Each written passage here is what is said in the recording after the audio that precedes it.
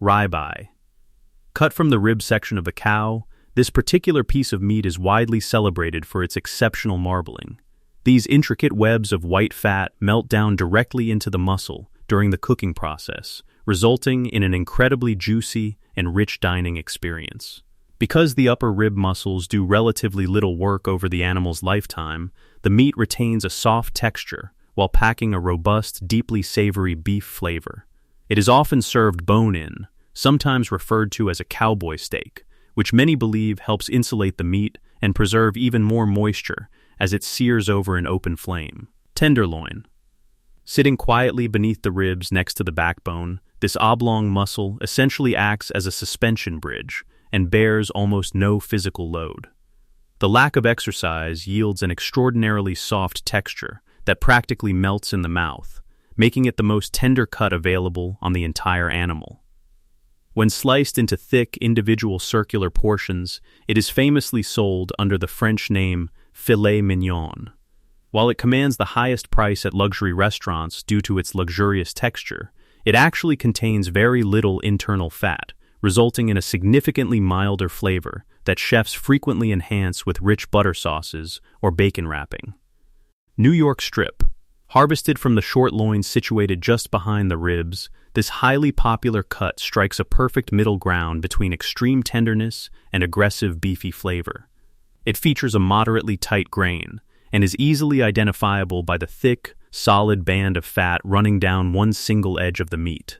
This layout allows diners to easily trim the outer fat if they choose, while still benefiting from the flavor it imparts during the cooking process. Historically popularized by the grand steakhouses of Manhattan in the mid-19th century, it remains a heavily requested staple for those who want a firm, satisfying bite without the overwhelming richness of a ribeye. T-bone. This visually striking cut is immediately recognizable by the large, distinctively shaped lumbar bone running right down its center. It actually offers a unique two-for-one experience, as the bone physically divides two completely different types of meat. On the larger side of the bone sits a generous portion of the hearty strip steak, while the smaller side holds a modest piece of the delicate tenderloin. Harvested from the front portion of the short loin, it requires careful attention when placed on a grill, as the lean tenderloin side will naturally cook much faster than the denser strip side. Porterhouse. Often confused with the standard T-bone, this massive cut represents the absolute premium end of the short loin structure.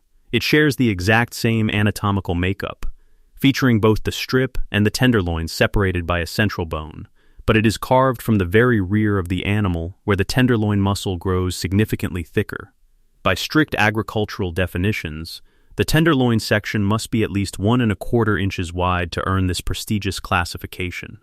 Due to its sheer size and immense weight, it is traditionally served sliced on a platter as a shared meal for 2 or more people. Sirloin.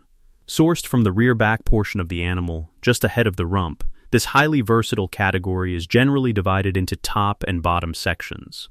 The top portion is what most grocery stores sell simply as standard steak, offering a remarkably solid balance of robust flavor and affordability. Because the muscles in this rear area do more work than the loin, the meat is noticeably leaner and slightly tougher than premium cuts. However, its lack of heavy fat makes it a fantastic everyday choice for quick grilling, pan-searing, or slicing thin for hearty sandwiches and fresh salads. Flank. Located on the underside of the cow in the abdominal region, this long, flat cut is characterized by deep, highly visible muscle fibers running across its entire length. It is an incredibly lean working muscle with virtually no internal fat, which means it can become notoriously tough and chewy if overcooked. To combat this, cooks traditionally soak it in highly acidic marinades to break down the tough connective tissue before searing it quickly over very high heat.